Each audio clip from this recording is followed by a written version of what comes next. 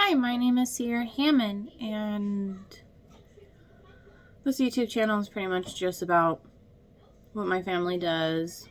We're homesteading in Alaska. It's nothing like super intense, I'm going to say that. Mine will be mostly educational and then documenting pretty much how we are growing and all this other stuff. Our food, and pretty much just showing how our lives are almost on an average, day. There'll be a lot of educational stuff too, of like how we do our breeding of our show rabbits and how there might be some ones of like building hutches for rabbits or a chicken coop or something like that. Right now we're in the process of building a small animal house for some animals. I'm not gonna say which ones yet, just because when it comes to homesteading and farming or anything like that, you're not 100% sure until the animal is on your property. Like the purchase has been done and you've transported the animal to your home. So it's kind of one of those, I'm not going to say before it's here. Just because I don't want to disappoint people on that aspect of like saying, oh yeah, we are getting this, and oh man, that was a bummer, it fell through. It happens a lot. So not going to be doing that. So we'll be doing educational stuff about that. Growing a garden would be like growing plants for gardens, starting them off, everything else like that. Just a lot of educational stuff, teaching of how you can do this in a small space. So our homestead is actually just a little over an acre, and we have lots and lots of space. You can do almost, there's a certain few things just on the aspect of having it have a wholesome life I would not do on my property, just because it'd be a lot of work. And we'll put it this way, I think it's a cow needs at least an acre, or it's a half acre, for roaming around in space to be a happy cow. From what I was reading, I'm not 100% sure, don't come at me, but to go on with that, to me, like on a whole, like in my opinion of how I feel about it, having a cow for my family wouldn't work. Just because we don't have the space. We don't have a barn big enough for a cow. Our barn is our 2-car garage with a workshop. Our garage, or it's separate from the house altogether. It's its own building. So we call it the barn because we keep all of our farming stuff in there. Right now we have our breeder rabbits in there. We have our barn cat in there. It's a heated barn, in my opinion. A barn could almost be anything as long as it's big enough to hold.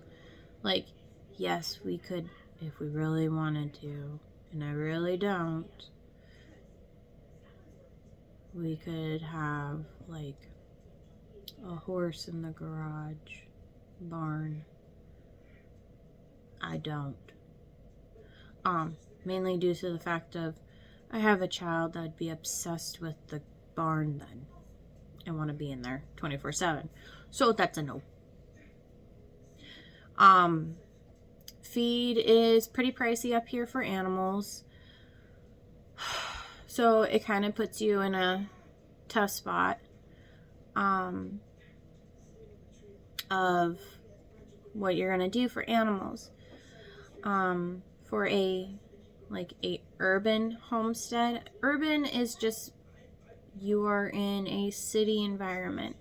You are in city limits possibly, or you don't have a big enough piece of property. You might be in an apartment with a small balcony. There are things you could still do in those small spaces.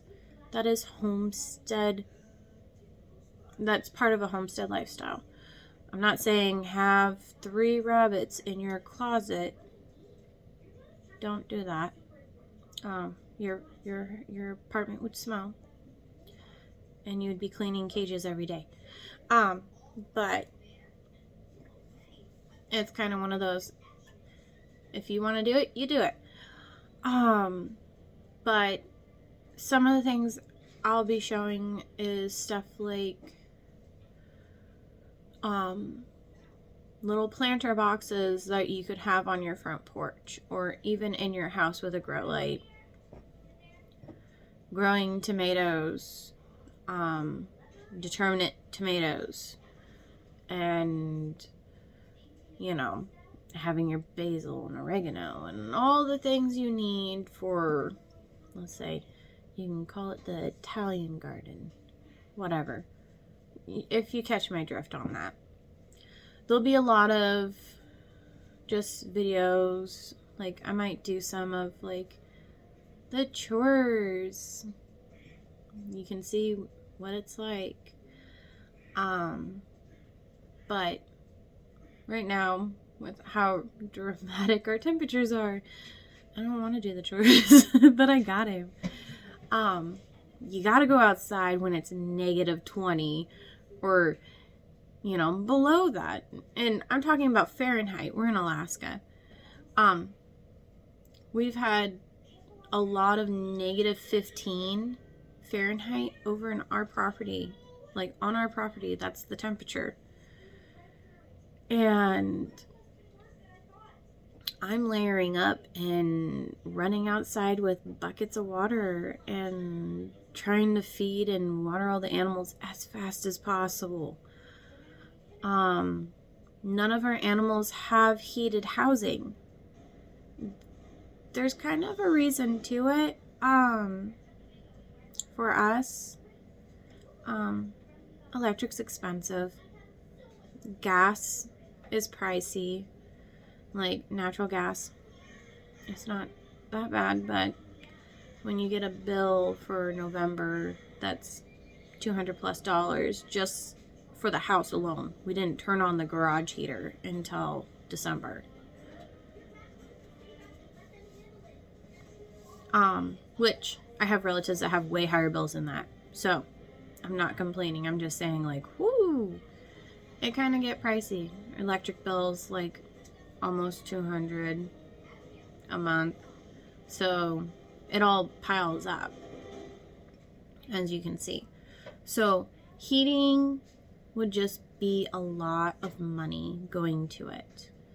And a lot of the heaters, like the water heaters, don't work past 0 Fahrenheit. So I want to say you're up a creek without a paddle kind of situation. So, and I'll probably do a video soon about chicken coops in the winter. Just because my chicken coop's a bit nicer than the turkey and goose run. So that'll just be my go-to, because a lot of people go into chickens before they go into like geese and turkeys. Chickens are the gateway animal into homesteading or farming or any kind of, self-sustainable lifestyle when you're looking at livestock. So that'll be one of my videos, just about Alaska and trying to keep the water from freezing, which doesn't work unless you have a house that has unless the barn had a water source in it, which my barn does not. I don't have plumbing in that. So we run water from the inside of the house out. Like, we'll carry buckets throughout the house to make sure the animals have water. But that's kind of how it is. Your hoses will freeze solid. That's why in August was it August? It was the end of August, beginning of September when I started winterizing the greenhouse and the yard. That's a big process, just preparing and getting ready for the long winter. You don't want to leave your hoses outside. They'll freeze and then they'll crack. And then you got a worthless hose. So all of mine get taken off the spouts, drained, and then they get hung up in the greenhouse. Kind of thing. But this channel is just about learning, me showing you how I do things. I'm not saying you have to do it. It's just another look, another ideal pool, if that helps. I'm not saying this is the only way to do it, that you have to do it this way. No. You do you. I'm gonna do me. And that is, I look at a lot of sources before I jump in. So that's the whole thing.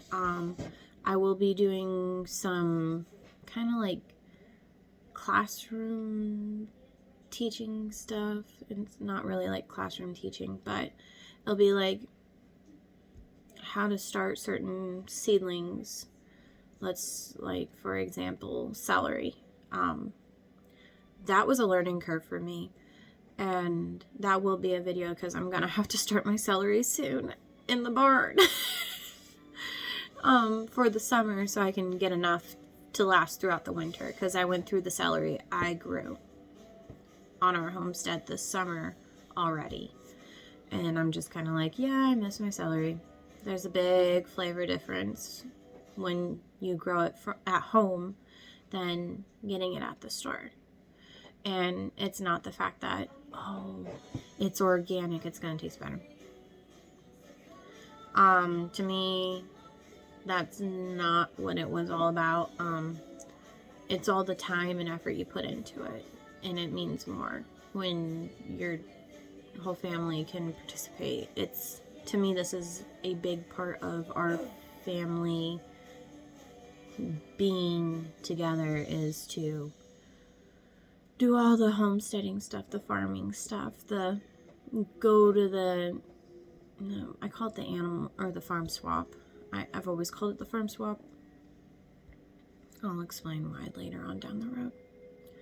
But it's just where a lot of people take their extra animals in the summertime, because the only time we all end up with babies is in the summer. We really don't plan on having babies in the winter.